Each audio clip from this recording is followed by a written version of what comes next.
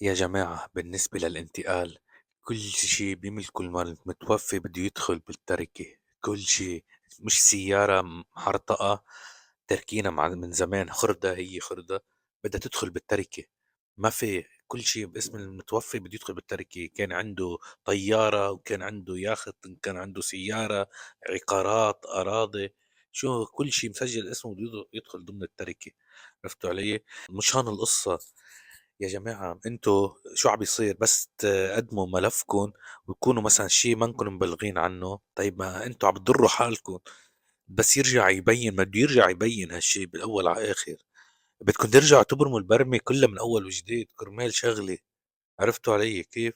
لذلك كل عن ملفاتهم معنا، واللي بيعرفوا هالشيء بقول لهم تأكدوا من كل شيء، ابعتوا لنا كل شيء، كل شيء وثائق، كل شيء ممتلكات، ما تنقصوا أي شيء. هاي الأمور ما فيها مزح أبدا.